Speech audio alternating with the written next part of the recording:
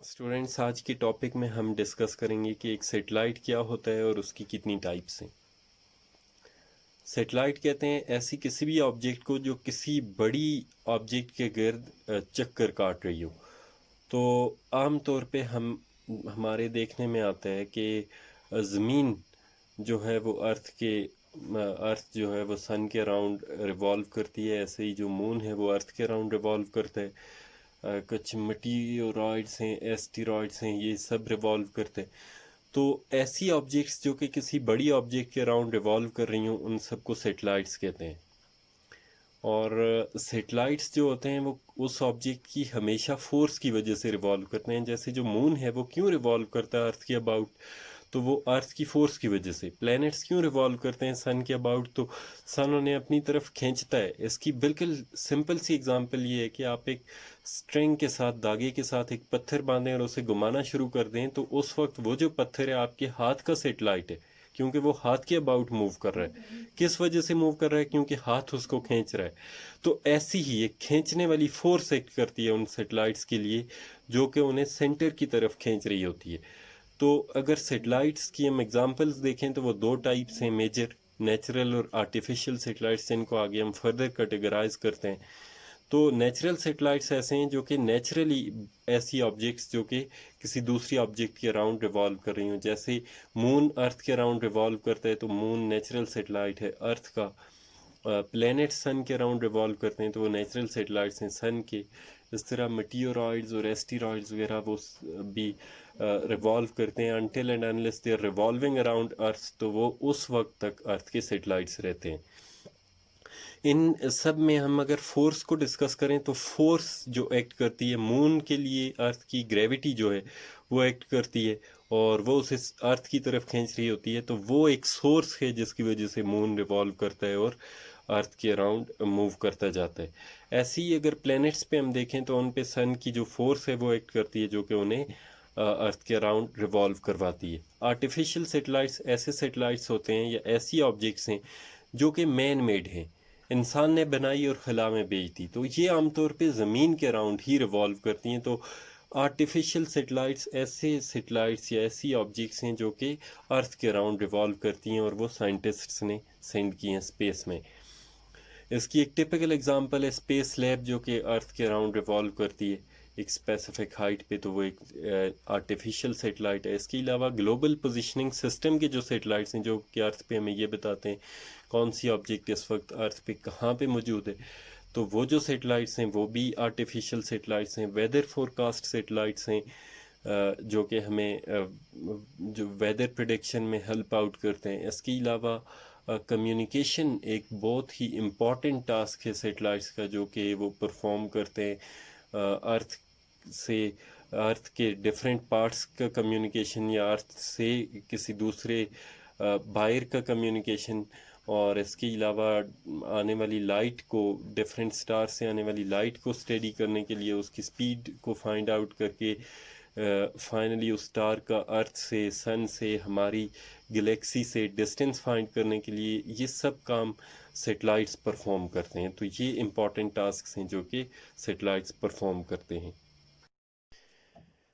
इस सैटेलाइट के टॉपिक को अगर हम कंटिन्यू करें तो इसमें हमारे पास अगला स्टेप है कि एक सैटेलाइट जब किसी ऑर्बिट में मूव करता है तो इसकी वेलोसिटी क्या होगी। ये हमारे पास एक इम्पॉर्टेंट कैलकुलेशन है जिसको हमारे लिए ज़रूरी है ये फाइंड करना कि उसकी वेलोसिटी क्या होगी। तो इसके लिए हम एक फिगर ड्रॉ करते हैं। लेट्स से कि ये सैटेलाइट है, ये अर्थ है और ये अर्थ का रेडियस है। सैटेलाइट की अर्थ की सरफेस से हाइट h है। तो टोटल उसका डिस्टेंस अर्थ के सेंटर से कितना हो गया? ये r और ये h, तो r प्लस h। अब इस सैटेलाइट को अगर हम ऐसे देखें कि इस पे कितनी फोर्सेस एक्ट करती हैं, तो इसके लिए हम इस सैटेलाइट को एक अलग पोजीशन पे ड्रॉ कर लेते हैं जो कि ये है। लेट्स से सैटेलाइट अगर इस पोजीशन पे है तो आप देखें कि आप हाथ में पत्थर लेके घुमा रहे हैं तो उस पर कौन सी फोर्स एक्ट कर रही है? नंबर 1 सेंट्रीपिटल फोर्स, ये भी सर्कल में मूव कर रहा है तो सेंट्रीपिटल फोर्स। दूसरा, सेटेलाइट का वेट डाउनवर्ड एक्ट कर रहा है तो ये फोर्स ऑफ ग्रेविटी या वेट, ये दूसरी फोर्स है जो कि सेटेलाइट पे एक्ट कर रही है। तो इन दो इक्वेशन से हम स्टार्ट करके तो सेटेलाइट की वेलोसिटी को फाइंड कर सकते हैं। लेट्स से कि इसकी सेंट्रीपिटल फोर्स के लिए फार्मूला ये है और वेट के लिए ये हमारे पास फार्मूला है। तो वेट के फार्मूले से जो फोर्स की वैल्यू या वेट की वैल्यू हमारे पास आती है, अगर इक्वेशन नंबर 1 में हम पुट कर दें तो हमारे पास mg is equal to mv square over R आएगा। इसमें कंफ्यूज नहीं होना कि हम f की वैल्यू और c की जगह क्यों पुट कर रहे हैं, सिर्फ ये हमने डिफरेंशिएट करने के लिए लिखा है, अदरवाइज हैं दोनों ये फोर्सेस। तो यहाँ से हमारे पास g is equal to V square over R और v स्क्वायर की वैल्यू आएगी जी आर। क्योंकि हमने v की वैल्यू फाइंड करनी है तो इसको सिंप्लीफाई करें अगर स्क्वायर रूट लेके तो हमारे पास v की वैल्यू आएगी अंडर रूट जी आर। इस फिगर में हमने r को क्या लिखा हुआ है? Capital R plus H. तो स्मॉल r की जगह हम r प्लस एच अगर लिखें तो हमारे पास ये इक्वेशन हो जाएगी v is equal to under root G into R plus H. अब एक बात समझने की है कि जो यहाँ ड्रॉ करने में तो एक अलग हमारे पास पिक्चर बन रही है, लेकिन अगर हम अर्थ के रेडियस को सेटेलाइट की हाइट से कंपेयर करें तो अर्थ का रेडियस बहुत ज़्यादा है सेटेलाइट की हाइट के मुकाबले में। तो उस हाइट को सेटेलाइट के रेडियस में डालने से रेडियस की वैल्यू में कोई बहुत ज़्यादा फर्क नहीं पड़ता। फर्क तो पड़ता है, इसलिए हमने R plus H is equal to नहीं लिखा बल्कि अप्रॉक्सीमेटली इक्वल टू। फर्क तो पड़ता है लेकिन बहुत ज़्यादा फर्क नहीं पड़ता। तो हम अपनी कैलकुलेशन को सिंपल करने के लिए इसको आर लिख लेते हैं। जैसे जी की वैल्यू होती तो 9.8 है, लेकिन हम उसको सिंप्लीफाई करने के लिए बाज़ केसेस में 10 यूज़ करते हैं। तो ऐसे ही हम आर प्लस एच की जगह अगर आर लिखें और v की जगह v की जगह v0 क्यों? इसलिए क्योंकि सेटेलाइट एक ऑर्बिट में रिवॉल्व कर रहा है तो इसकी वेलोसिटी को कहेंगे ऑर्बिटल वेलोसिटी।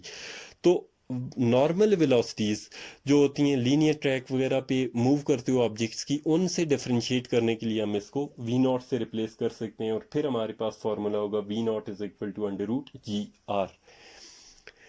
क्योंकि जब ऑब्जेक्ट अर्थ की सरफेस पे होती है तो उस पे जो ग्रेविटेशनल एक्सेलरेशन है उसको हम जी से डिनोट करते हैं। सेटेलाइट कुछ हाइट पे है तो इसलिए हम क्योंकि जैसे जैसे हाइट पे जाते हैं वैल्यू ऑफ जी डिक्रीज होती जाती है, तो इसलिए हम इस इक्वेशन में ये जो जी है इसको जी एच से रिप्लेस कर दें तो हमारे पास फॉर्मूला होगा V naught is equal to under root G H into are.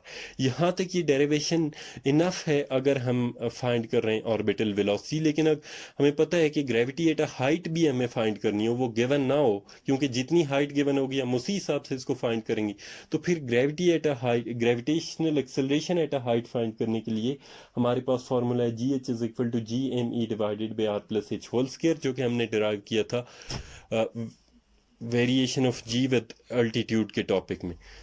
जिसको अगर यहाँ पे पुट करें तो हमारे पास वैल्यू आएगी V naught is equal to under root G M E divided by R plus H whole square into R. इस फॉर्मूले में अगर हम वैल्यूज पुट करें gravitational constant, mass of earth, radius of earth और जो कि हाइट हमें गिवन हो, तो फिर हमारे पास ये वैल्यू अबाउट 8000 किलोमीटर पर सेकंड की आती है, जो कि सेटेलाइट के लिए रिक्वायर्ड है। एक इम्पॉर्टेंट क्वेश्चन हमारे जहन में आता है कि पहले तो हम ऑर्बिटल वेलोसिटी को डिफाइन करें, तो वो वेलोसिटी जिसके साथ सेटेलाइट अर्थ के अराउंड मूव करता है, यानी velocity with which a satellite revolves around the earth, that is known as orbital velocity of satellite. Second कि क्या इस वेलोसिटी से वेलोसिटी कम हो जाए तो फिर क्या होगा, ज़्यादा हो जाए तो फिर क्या होगा। तो अगर हमारे पास सेटेलाइट की वेलोसिटी इस वेलोसिटी से जो कि हम यहाँ पे कैलकुलेट करेंगे इससे कम हो जाए तो satellite will fall on earth पे गिर जाएगा। और अगर सेटेलाइट की टेंजेंशियल वेलोसिटी यानी ये वेलोसिटी की वैल्यू ज़्यादा हो जाए हॉरिजॉन्टल डायरेक्शन में, तो फिर हमारे पास जो सेटेलाइट होगा ये बाहर चला जाएगा अर्थ से। अब देखें कि इस फिगर में अगर हम देखें तो सेटेलाइट की वेलोसिटी की डायरेक्शन यहाँ से ऐसे होगी, यानी टेंजेंशियल वेलोसिटी होगी। टेंजेंशियल इसलिए कहते हैं क्योंकि सर्कल पे टेंजेंट है ये वेलोसिटी। तो ये हमारे पास वेलोसिटी की डायरेक्शन है। तो जब वेलोसिटी इंक्रीज होगी तो फिर सेटेलाइट उसी डायरेक्शन में मूव करेगा। तो ये हमारे पास एक इक्वेशन है जिससे कि हम सेटेलाइट की वेलोसिटी फाइंड कर सकते हैं। हमने इसमें ये देखा कि वेलोसिटी कम होने या ज़्यादा होने से क्या फ़र्क पड़ता है सेटेलाइट की मोशन पे। Thank you.